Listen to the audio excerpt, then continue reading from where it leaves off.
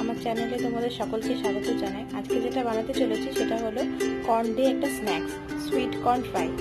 তো চলো ঝটপট রেসিপিটা আমরা দেখে নিই। তো রেসিপিটা বানাতে আমাদের যা যা জিনিসপত্র লাগছে সেটা আগে আমরা বলে নিই।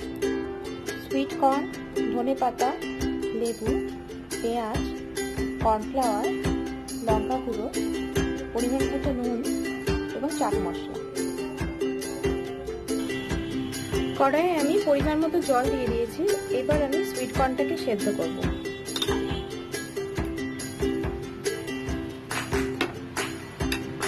এবার এর মধ্যে অল্প একটু নুন ছড়িয়ে দেব।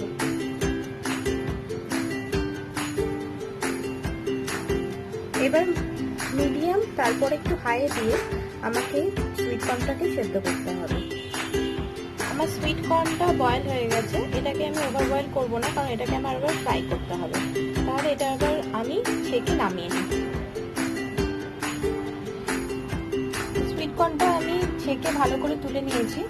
এবার এর সাথে আমি একে একে নুন মেশাবো, অল্প একটু নুন, কারণ আমি সেদ্ধ করার সময় অলরেডি নুন দিয়েছিলাম।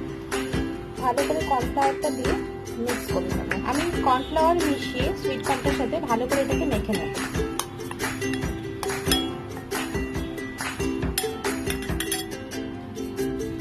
কর্নফ্লাওয়ারটাকে আমি ভালো করে মিশিয়ে নিয়েছি। এবার কড়াইয়ে একটু রিফাইন অয়েল দিয়ে নেব। কড়াইয়ে তেল দিয়ে নিয়েছি। তেলটাকে একটু ভালো করে গরম করতে হবে, কারণ এটা আমাকে ছাঁকা তেলে ডিপ ফ্রাই করতে হবে। আমরা একটা কর্ন দিয়ে টেস্ট করে নেব তেলটা ভালো গরম হয়েছে কিনা। তেলটা গরম হয়ে গেছে। তো এবার আমরা সুইট কর্নটা দিয়ে দিই তেলের মধ্যে।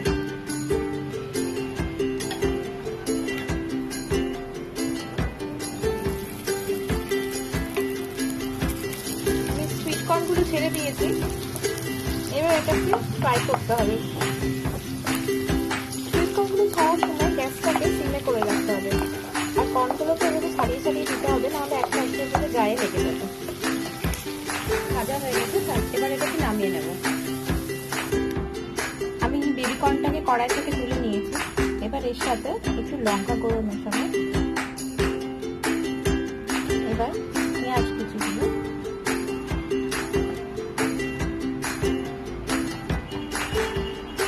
অল্প একটু ধনেপাতা, চাট মশলা, এবার একটু লেবু চিপে দিয়ে দেবো।